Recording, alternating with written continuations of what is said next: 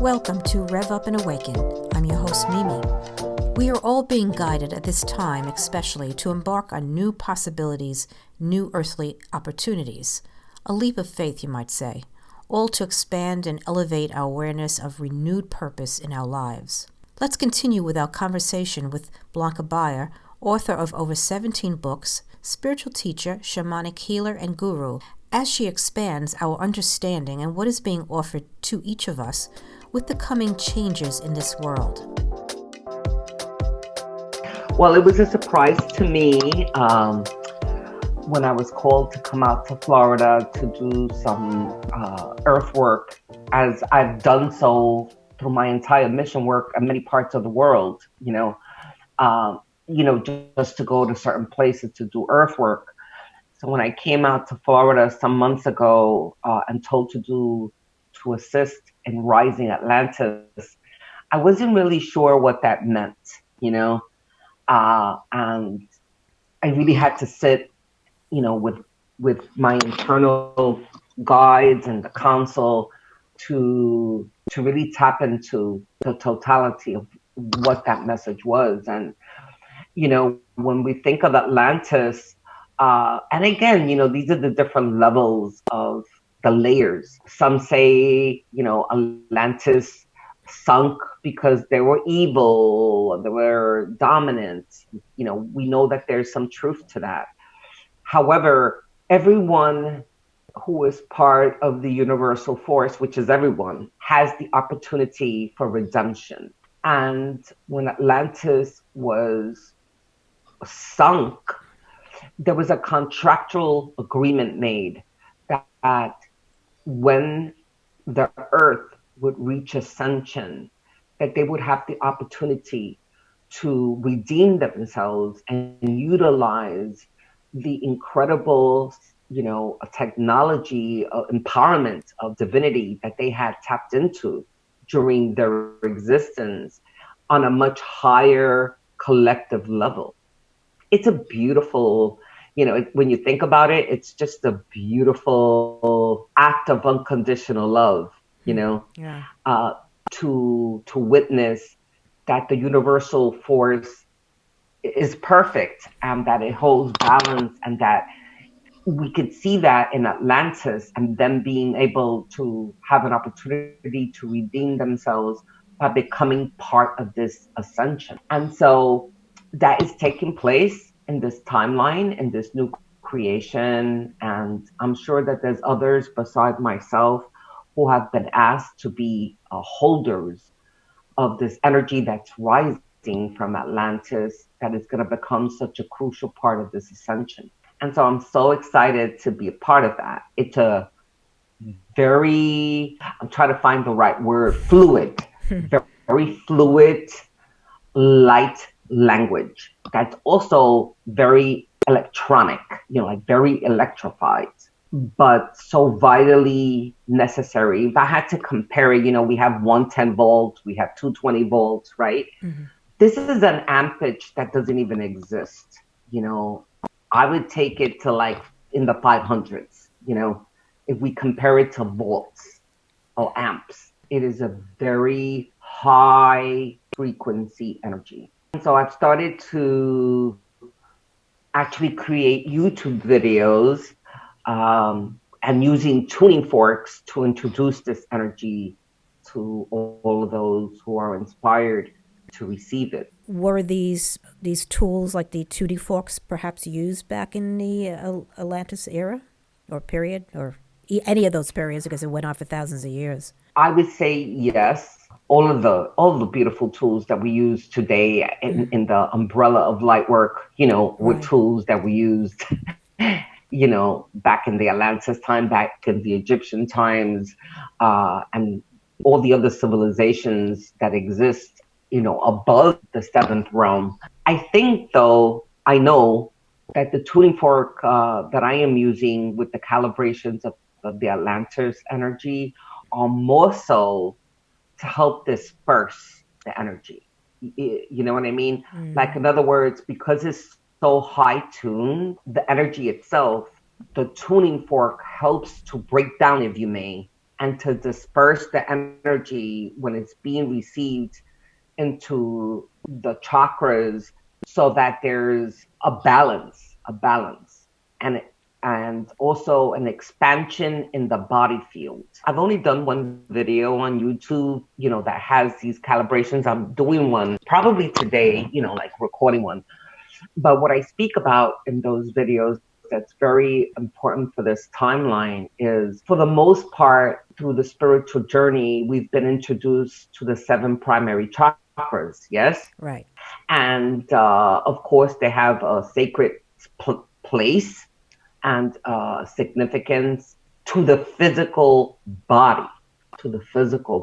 But we have many more chakras. Specifically, the 8th through the 12th chakras are now part of the illuminated body. And the new ascension, the new Atlantis energies, and everything else that will come is primarily to build the upper chakras, not so much the lower chakras, but the upper chakras of the illuminated body. Why Yes. would that area be very prominent now? The upper body chakras? Yes.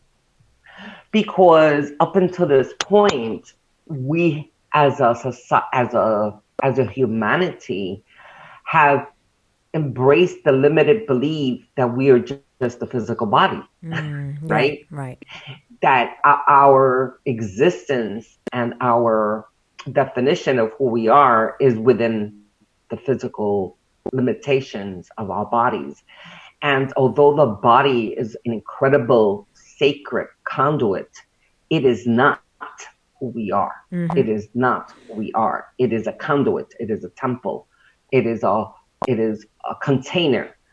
And so the 8th through the 12 chakras are actually outside of the body.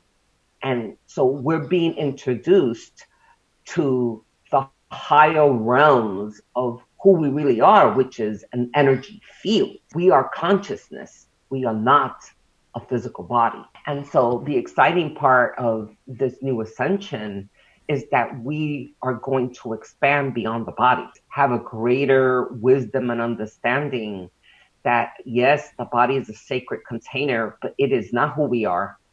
And when we start to tap into those higher chakras, we're going to recognize how deeply multidimensional we are as energetic beings, and not limit ourselves to just what we can do in the physical body. That really paints a future picture of what we're going to become. Or we really are that way, but we just aren't recognizing it. Exactly. And it's, Miriam, it is so exciting because as we expand beyond the limitation of the lower body, we're going to realize that some things like illness are not something that we have to hold any longer, right?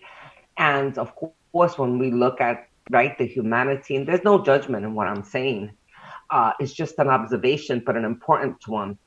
There's so much disease, yes, right? In the world, right? So many conditions, physical conditions. Imagine what our collective experience would be if disease no longer existed, right? If malady of the physical body would be a thing of the past. And that is in the forefront of this new ascension, where there will be a time, and I feel that this is very around the corner, where light workers will be almost like scanning machines, seers like myself.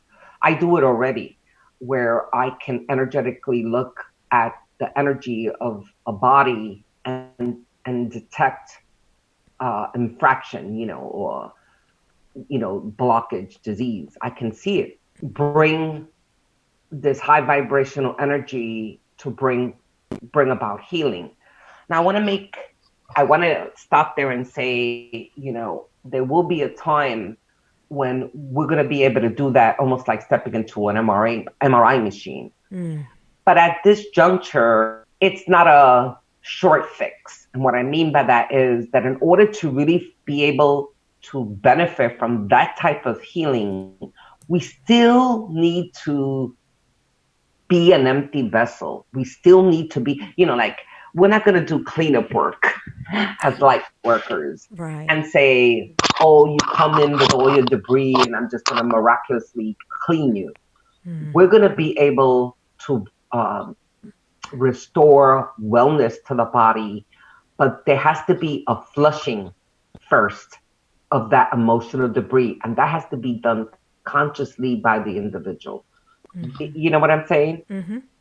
It reminds me of the ancient temples in Egypt when people were going to probably become initiates into the ancient mysteries. They had to let go of a lot of debris in their soul, and they would go through these temples where they would use music therapy, color therapy, dream therapy, and so many other type of healing modalities just to cleanse themselves so that they can reach that level that they can go on and discover those ancient mysteries or take it in at that point. Absolutely. And I love that you're bringing that up because, even in those incredible sacred timelines when we know that there was consciousness, that there were deities, right? That they had knowingness. Right. They knew the power of being multidimensional.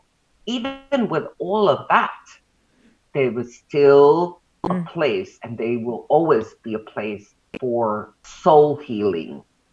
Yes? Yes. If that wasn't the case, then why did the deities feel a need to create sacred temples and rituals and all of the adornments, right, that they encased themselves with when they were transcending, right? They were an awareness.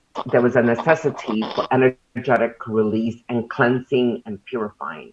And that still holds truth today. If we didn't have emotions, we would have flown through this ascension and had complete consciousness. Yes. This experience, this earthly experience is about returning to the self. And it was created with the glitch that we had. I don't know if we want to call it a glitch, but the glitch is the emotional aspect. And of course, we know that there is civilizations that have reached that place, the Octorians, the Syrians, right? But that is literally what we're working on. And this earthly experience is being able to master the emotional composite while we are embodied. And in order to reach that place, we need to purify, we need to cleanse, release, we need to reconcile, we need to become empty so that we can become full in our conscious awareness. Wow. Yeah, it doesn't mean, by the way, that we're going to become perfect, that we, I always say this, I say this in my books, it's not about this perfection, and as more and more spirituality, of course, is growing in this timeline, we hear that too, like, oh, spirituality is expecting you to be perfect. That's not what it's about. It's not about being perfect. It is about being conscious. And we're always going to have a moment. The goal is to allow those moments to become opportunities and triggers instead of moments where we lay dormant in the place of being stuck for days, for weeks, for months, for years, for lifetimes. I just want to say one more thing, if you allow me, Sure. because this is so critical. As we see the expansion of, spirituality and awakening, I've happened to witness many who are being, very ambitious about teaching that we should be our own guru. Oh, we don't need a guru. We don't need a mentor. We don't need a guide. You're your own guru. It's concerning to me when I see that, others advocating that, because ultimately, yes, and that is the goal, to reach that place. But we need help, we can't always figure it out. Right, exactly. We need guidance, we need direction, and to think or to feel, to take on the burden that we do not need that, or that we have to figure it out by ourselves, could be a trap for failure, you know? And again, I'm not suggesting that ultimately that should not be the goal, because it should, for us to see our divinity, for us to be able to declare and to be in in vibration of our divinity and our wholeness. We don't wake up to that realization overnight. Yes. Yeah, I understand what you're saying, because I've seen a lot of people, especially on YouTube nowadays, who they tend to take something like, we were talking about the cord cutting earlier, and I came across one, and like I told you, came across one person who was saying how she felt it was a dangerous thing to do, and I thought this was odd, because to me it didn't seem like there was anything that could possibly be dangerous about doing this. And I remember you said that we have to have discernment in what we're listening to and what people are saying. And I thought that was something really important to bring up, so that people would understand when they come across things that are negating something that is very important for us to help us develop, that we understand that might come up. Absolutely. Absolutely. And, I want to celebrate all the beautiful teachers and guides and mentors that are emerging in this new creation. We really want to celebrate them. So it's not about not celebrating or recognizing them. However, we also need to be discerning, because there's a reason why through our entire ancestral history, we have had elders, who we call the elders, the grandmothers, the ancient ones. And one of the reasons why they're so important, have always been important, is because they hold the divine truth. They're the record keepers. They hold the integrity of the teachings, of the authentic teachings, right? And they pass these teachings on. And we should still look for those elders, if we really want to incorporate our journey, by having someone guide us. Of course, it's very easy to go on YouTube. It's the instant gratification of, and by the way, it has a place. You want to learn about something, you want to know the definition about something, you go on YouTube, or you go on, Instagram, and you can get a fast answer. But right. We should be very discerning of who we're allowing to be guided by, and we should look to see if these individuals have a track record, you know what I mean? If they have experience, if they can demonstrate that experience through the work that they've done of students and, people who support them, their students, you know what I mean? Like, we know that we can, if we were looking for a doctor, right?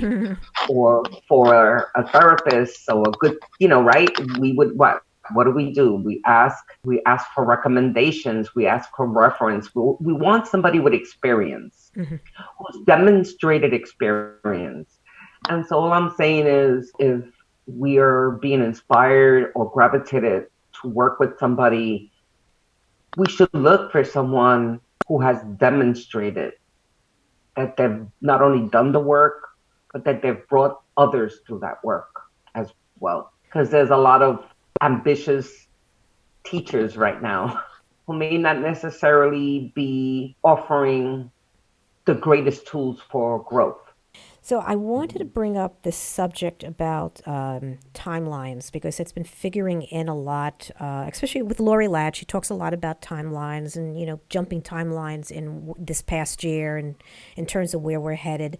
And I had a dream, and I've been getting these dreams quite often in the past several months, where there'd be something going on, and then as I'm coming up into an awakening state, I get like a one-line statement. And the statement that came in this one dream was that we are merging timelines, or in the middle of multiple timelines.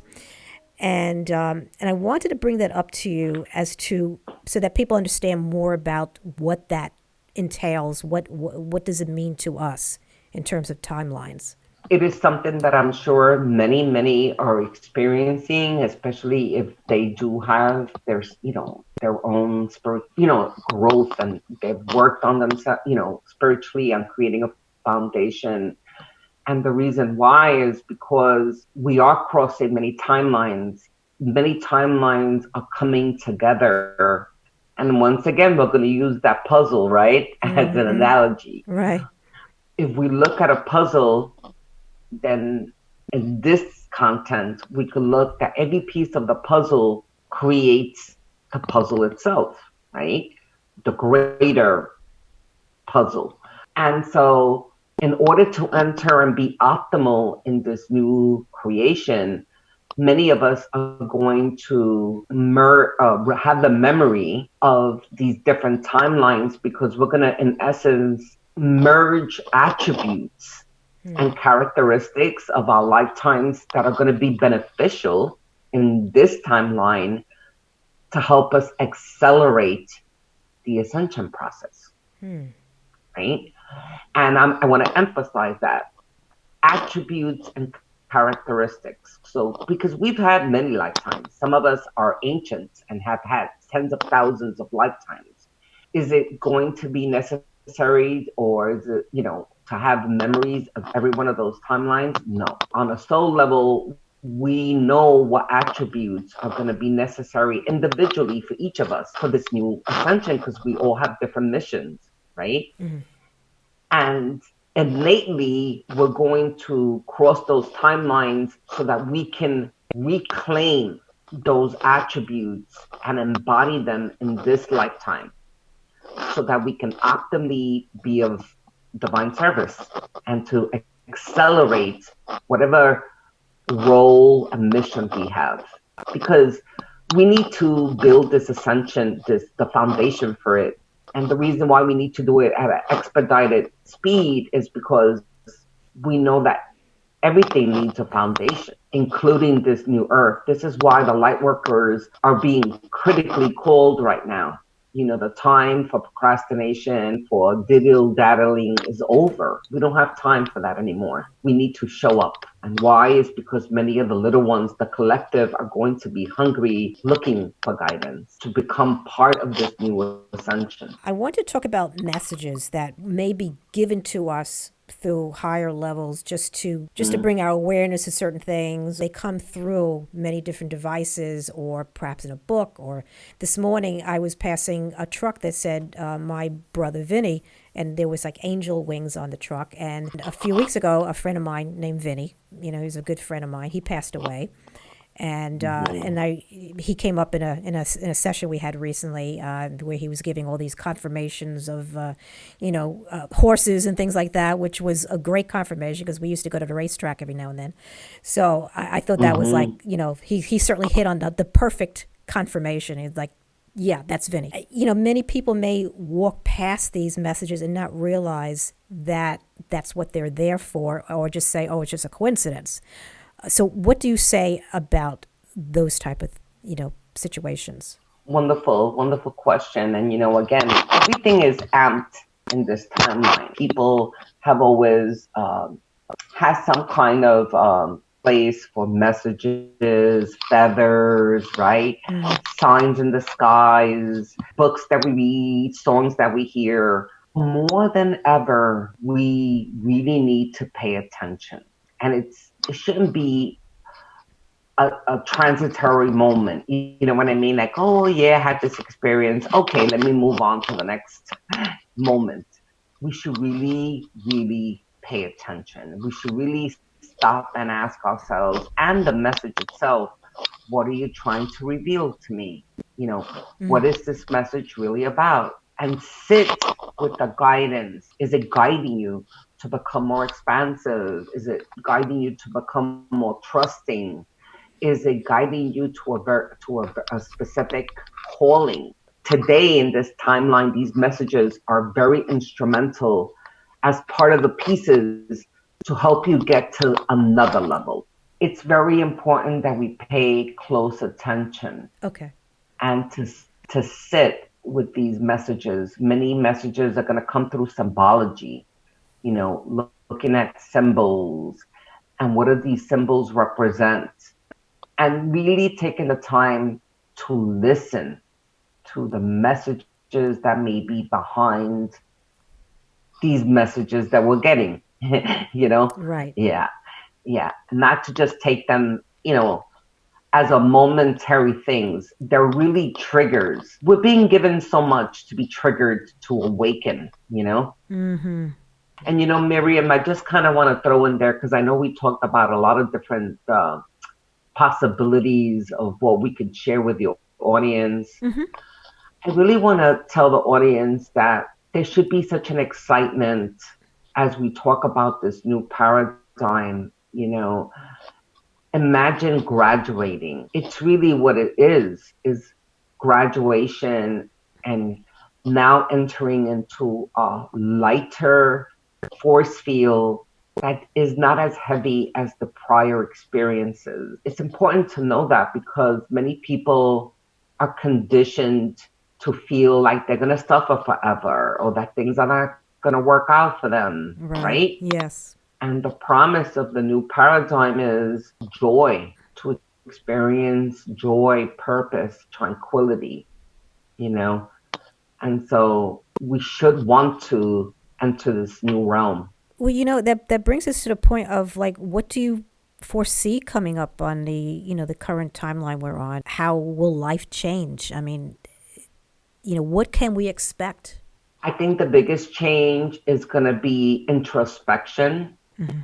uh, getting to a place where we realize that we have to go internally in order to find our own happiness and freedom, instead of going, like reaching to external sources. This whole experience is about making choices, the ultimate choice to continue to be part of the matrix, or to enter into a new realm of self-discovery, of becoming part of a higher consciousness. And so we're going to see a lot of growth and a lot of people awakening. And of course, we may still see those who are going to resist that. Yes. Yeah. But I sense that that's going to, it's going to lose its power. And we cannot wait. We cannot divide ourselves, and keep one eye on that and try to build our new foundation. We need to be fully standing in our commitment to be part of the new creation. And once we make that commitment, we're going to see that everything around us, including the air, very air that we breathe, and the opportunities, the right synchronicities, the right people, the right experiences are going to emerge, because the new creation is about a utopia experience of happiness, of joy. That's what the Aquarius age is, a time of happiness and fulfillment. That's something exciting to look for. Absolutely, absolutely. And that's why I'm so excited that we're taking the time to share this. I'm so, so happy and proud of you that you're putting these podcasts together. And of course, we need to find our own niche and see how we can contribute in our own unique way to advocating and inviting others to discover this new oasis that is in existence and being, built through the light workers and everybody who's courageously doing their part to show the humanity that there is a new world in existence. Let's step in there. Let's step in there. Absolutely. Right? Absolutely. Yeah. Well, thank you so much. I mean, this was a real deep podcast show. Absolutely. I thank you so much. And of course, so humbled to be here. And, I will eagerly come back again and again to share if you're willing, and if the audience is willing, because there is so much. There's so many aspects of this. I encourage the audience, the listeners, to reach out to those places where you feel that you're getting the nourishment and direction that you need. Right. To help you along the journey. What are you going to create in your new life?